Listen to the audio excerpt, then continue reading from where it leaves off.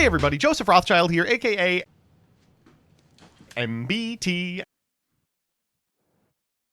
and we are back with another Twitter thread. Ho, ho, happy holidays. It's your old pal, Joseph, and we're recording this like a week before so that I don't have to stream on Christmas Eve. So today I want to talk about cards that could appear in cubes. What do I mean by that? So Konami keeps releasing weird cards with interesting designs that could never be playable in a million years when it comes to Constructed. Why are they doing this? I think they're doing it specifically for the benefit of people like RJ who spend all day constructing Yu-Gi-Oh cubes. Cards that are really, really cool in a limited format where you can curate the card pool. And I just want to talk about some of the ones I find interesting today. You know, best case scenario, we get enough cards, we can put together a Yu-Gi-Oh cube, and then we would have fun. Okay, my pick is Depresspard. So this is a depressed lion. He's a leopard. That's what the pard is. If this card is the only card in your hand, you can special summon this card. If you do, its attack becomes 2,500 until the end of your opponent's turn. If this card battles an opponent's monster, you take any battle damage your opponent would have taken from that battle. And if you take damage from battles involving this card's attack becomes 0.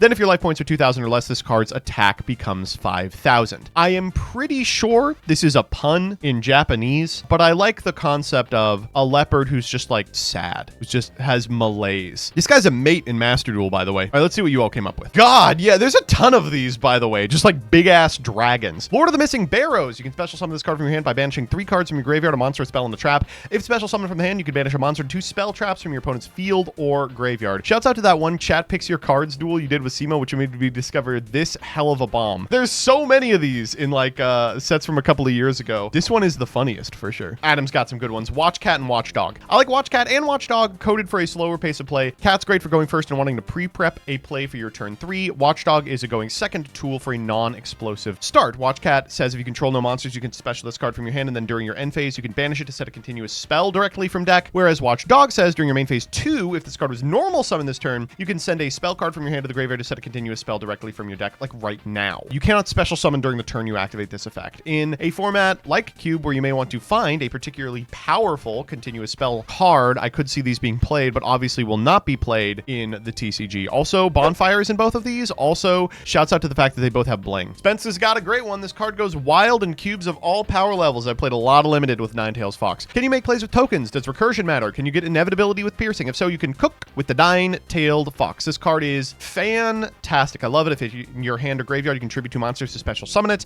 And if this card that was special summoned from the graveyard attacks a defense position monster, inflict piercing. If destroyed by a battle or card effect and sent to the graveyard, special 2 Fox tokens. It keeps coming back. This was Brazy and Pack Dash with good reason. In limited, this card is a house. I would love to see it in a cube. The Wake Cup cards are so stinking cute. They're like caffeine-themed flip support. Target a face-down defense position monster on the field. Change it to face up. You can reveal this card to flip in your hand. Special summon both in defense. You can only use 1 effect per turn. Once per turn during your end phase, target a face-down card on the field and send it to the graveyard. Wake Up Earl. This one's Makia, or the Labubu Dubai Chocolate Matcha Latte. This one is Earl, like an Earl Grey tea. You can send face-up cards your opponent controls to the graveyard up to the number of flips you control. This card is in your hand. You can discard a flip monster. Special summon this card attack position or face-down defense position. During your end phase, you can target a flip monster in your graveyard. Special summon it in face-down defense position. And Wake Cup Mocha. Wake Cup Mocha. Once per turn during your end phase, you can change this card to face-down defense position. You can target a face-down defense position monster on the field. Special this card from your hand. Change that target to face-up attack. If this card is flipped face-up, you can target a face-up monster on the field. It gains 1,000 and it's sent to the graveyard during the end phase. I love these cards. I wish they were playable. Also, I love that Makia has like little bean friends. Like she's got a lot of little bean friends. This one's in a lot of them. Mahaama the Fairy Dragon. It feels like such a fun card that could have so many applications of the game if it had come out a couple years earlier than it did. During your opponent's turn, when either player takes battle damage, you can special summon this card and either gain the life points back or dome your opponent for that amount as well. It's a really frustrating battle fader to have to build around. It's got a big butt, which can prevent further attacks. I like this card a great deal. You don't have to sell me on Giant Crackhorn. Giant Crackhorn is so goddamn fun. When an opponent's monster declares an attack, you can special summon this card from your hand in defense position, and if you do, change the attack target to this card, then perform damage calculation. You can target a play monster you control except Crackhorn. The attack of that monster and this card become the combined original attack of both monsters. Has to be a little bit of a high-powered cube because this is a really good card, but I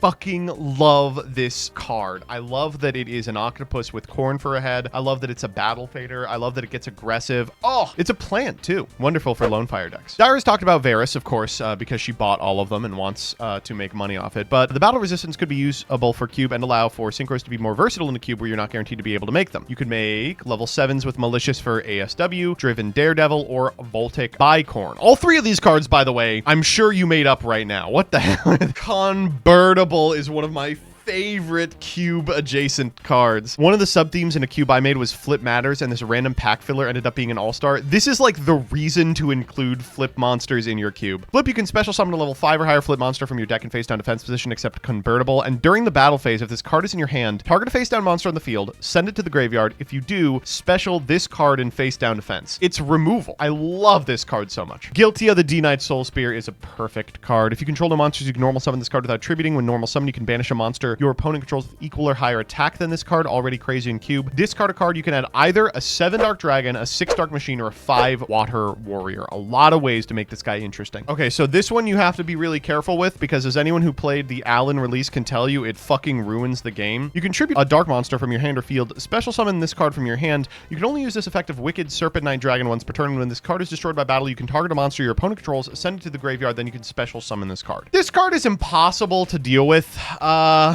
Why can it tribute from hand, man? I just don't understand. No, it's really cool when your opponent has a 2400 attack point monster on your side of the field and you just get to Raigeki them. Silk Bomb Moth is a relatively new TCG exclusive and dude. You have 2 or more wind monsters in your graveyard and this is in your hand. You can special this card and shuffle a wind monster from your graveyard back into the deck. If special summoned, reveal the top card of your opponent's deck. And if it's a monster, put it in your opponent's spell trap zone. Or if it's a spell trap, banish it. What an adorable card. I think it's a little low power, I'll be honest. Maybe you are playing a deck that wants your opponent to have crap in the back row. There are a lot of situations where like this could be extremely powerful. Now you got me brainstorming about how I would want to build a cube that includes this card. Ugh, Trevor Allen's got 2 of them, and the number one is Manticore of Smashing. This is a card that just seemed like when this card was released, I became convinced Konami was developing a cube project, because this is so obviously a card meant to slot into it. It's been in so many of the cubes that Farfa has had us play with. It's been in so many limited series. It's a very powerful card. 6-star monster with a respectable amount of attack that adds a removal spell to your hand and can reborn itself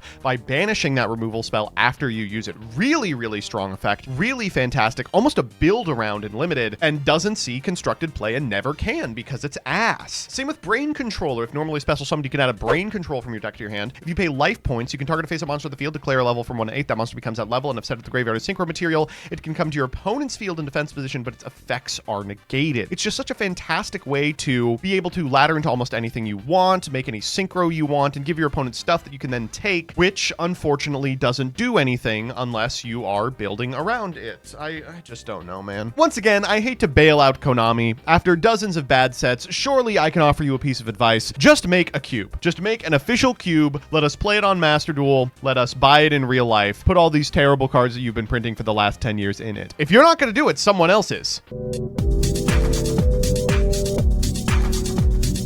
What the fuck is Learning Elf? I saw your girlfriend is half highborn. Is that weird for you? Nah, man, I'm leaning into it. You know, I'm trying to make her happy. I'm learning elf. Oh, man.